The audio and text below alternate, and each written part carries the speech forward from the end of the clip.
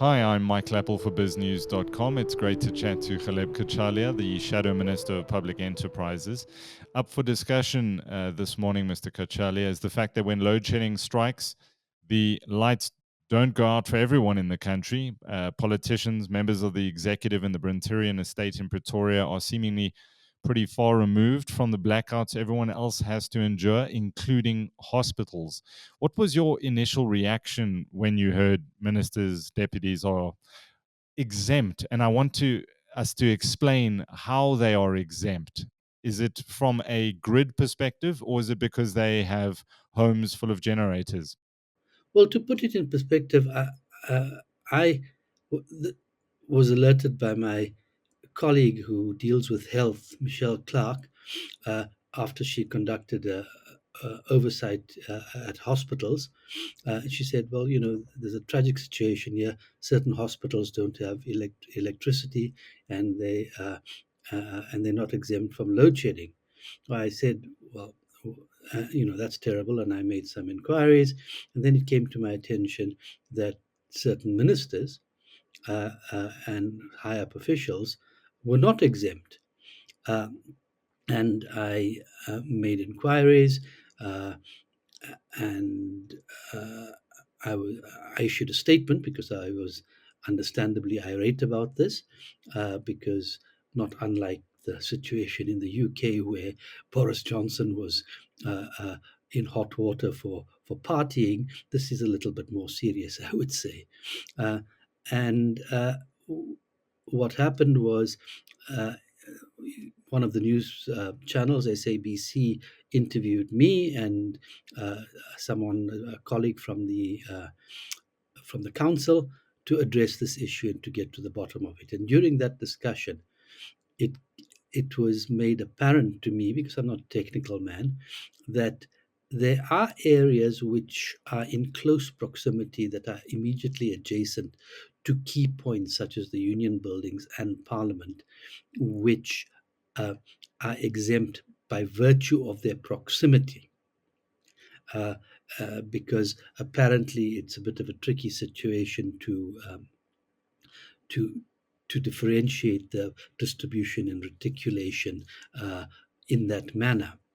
Uh, Now, while that may be true, uh, I also believe that this is uh, an ongoing situation. It didn't happen yesterday, and that could have been addressed uh, um, a long time ago, uh, because of the patent unfairness of it all.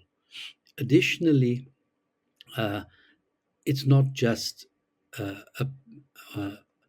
parliament and this particular estate, Brinterian estate, but I've had reports which I haven't been able to verify, uh, of certain other areas quite far away from national key points, as it were, or whatever they called, where high up individuals and ministers live, where there is an exemption. Now, if this is true, then then firstly, this is untenable and unacceptable, and secondly, the question to be asked is, given that in the areas in immediate proximity to these two key points, Parliament and the Union buildings, is there any way that there can be a separation of the reticulation of electricity, which will, in all fairness, keep the lights on where necessary, but keep them off where it's like the rest of us?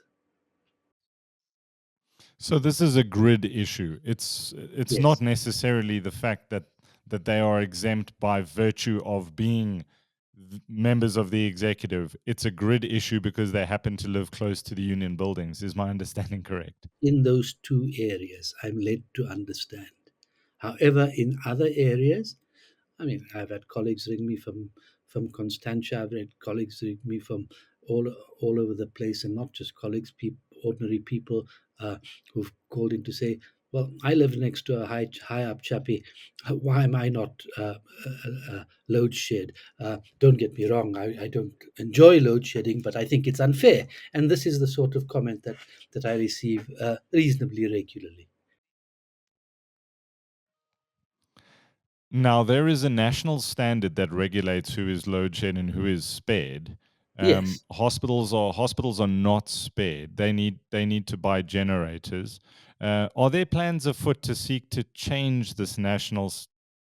I've written to Eskom to inquire about that, and they're looking into it and will come back to me about uh, uh, whether they can exempt hospitals. Now, I think there's a case to be made for certain hospitals to be exempt. I'm not talking about private hospitals who have the means to keep the lights on via generators and so on, but I'm talking about large national hospitals which are funded by the state. Uh, and I'm also talking about, there were reports in the press about a mortuary in Garankuwa which had no electricity and bodies were literally rotting. Now, those things need to be addressed in all honesty.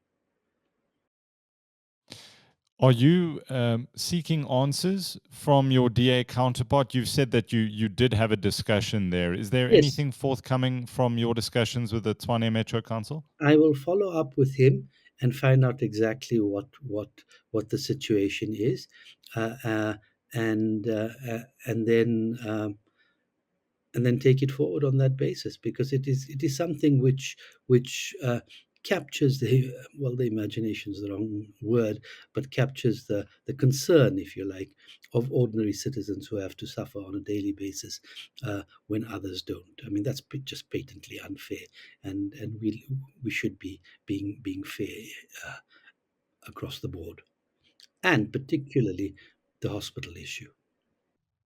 Now, Eskom 2.0, Mr. Cachalia, did you spit your coffee out like everybody else when you heard Mr. Gwede Mantashe's plan to build a second Eskom and that President Ramaphosa thinks it's quote unquote a great idea? Well, if you read Business Day today, you'll see my article on the issue. I did spit my coffee out, as you put it, and frankly, it's preposterous. It harks back to a sort of uh, a Soviet era procedure called socialist emulation, which Lenin mooted and Stalin rolled out. Now, given it's no coincidence, in my view, that President Ramaphosa was speaking to the elective committee Congress of the Communist Party when he made these statements, which would resonate with the folly that they were fed over many years and that they still cling to for some inexplicable reason. Uh, he did, however, backtrack slightly from it when he visited Tutuka Power Station and said that no, no, we must fix Eskom. That's our first priority. So there's a bit of flip flopping going on here, but it was a preposterous idea. It was mooted by Gwede Mantashe, the Minister for Minerals and Energy, who is clearly out to lunch, not by virtue of his size alone. Now, your counterpart in government, Mr. Pravin Gordhan, a lot of scorn is often heaped on Mr. Mantashe. But what do you make of Mr. Gordon's performance as head of public enterprises? You know, as I always say, good governments and good ministers are proactive and not merely reactive. Uh, Pravin Gordhan is the master of reaction. There is very little proaction here. In fact, across the board in government, uh, as you know, load shedding is not a new thing. It's been around for us for a hell of a long time. And there has been no particular urgency that has been uh, front of mind of Mr. Gordhan uh, or his cabinet, or Mr. Ramaphosa's cabinet, to say this is something we must deal with. Now, it's not as if this wasn't brought to their attention. Uh, the DA, I wrote to the minister a long time ago to say we have a dire situation. Why do we not follow Professor Eberhard's advice and have an urgent commission of inquiry, which Professor Eberhard says we can do uh, uh, within 4 months, uh, and ensure that we address this issue properly. After all, there are examples across the world for this sort of thing. There was no particular response to that. Over 60 days ago, over 2 months ago, I wrote again to the minister and the president to say, please call a ring fence commission of inquiry. Not commission of inquiry, a state of disaster, I beg your pardon, around Eskom. So this issue can be dealt with. This was just before, or not just before, but certainly before we entered into this stage 6 and pending stage 8 load shedding. So it was clearly sensible proaction, which was not addressed again. Things were allowed to slide by the minister and the president, and we are still waiting for the president's emergency plan, as it were. I hope that he in that particular plan, that it encompasses many of the suggestions we as the DA have made. Of course, we will not be credited for it, but that doesn't matter. I hope society benefits from it. Well, there is a lot of talk at the moment about the president's yet to announce concrete plans that he promised in his newsletter, but some of those are market liberalization, further cutting of red tape, scrapping the 100 megawatt cap on power generation without a license. Are you hearing the same things, and would you welcome them? Yeah, these those go without saying, and the point is you require action on those. There's been a lot of talk about it, no particular speed to deliver on those things, but the question is, what is being done and what can be done to ensure that we minimize and end load shedding in the shortest possible time? How do we fix what we have at Eskom? We have 17,000 megawatts sitting there, which needs fixing.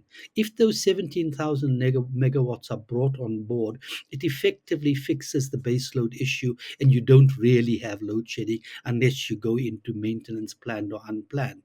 And then you have in parallel to ask what can be brought on in terms of independent power producers opening up to the public sector. The fame talking of what are you doing about getting rid of red tape precisely, not just generically, and how that will ameliorate the situation in parallel. To what degree, across what time span, so that we are in the know and we can measure and say, right, Eskom is going to do this by this particular date. We'll hold X responsible. So and so is coming in from the private sector at this particular time, in this particular way. These are the impediments which are going to be removed. Whose head is going to roll if those impediments are not being removed? And that is the kind of emergency, sensible, uh, reactive now approach that is absolutely required. But we sit and wait. You hurry up and wait for the president to announce. When did he move that he was going to announce this? Who is he speaking to? How long does it take? What is he doing in the interim? What is more important? I don't know. The economy, surely, and that is impacted 1,000% by this particular situation. Eskom has a new proposed tariff structure, and I understand this is not completely under your purview, but they want to lump 938 Rand per month surcharge onto any user who uses less than 900 kilowatts per month. In essence, those who use less electricity will be penalized, and they're looking to boost their revenue. What do you make? It's absurd in the current situation to call for people to use less, when people put in measures at their own expense to use less, to penalize them for doing so. Now, I understand in a perfect world that if you wish to use less and to put your own measures in place, but wish to rely in extremis on some switch which can allow you access to the transmission and generative capacities of a baseload in Eskom, that you might have to pay something for that. But we're not in a perfect situation. We're in a situation where we are being told to use less, where we're encouraged to use less, and when we do, we are being penalized instead of being given the subsidies at household level to actually go off the grid to some extent and to ameliorate or to mitigate what is the pressures on Eskom that are currently there, to allow Eskom to breathe, as it were. Ghaleb Cachalia, thank you for your time. Thank you so much.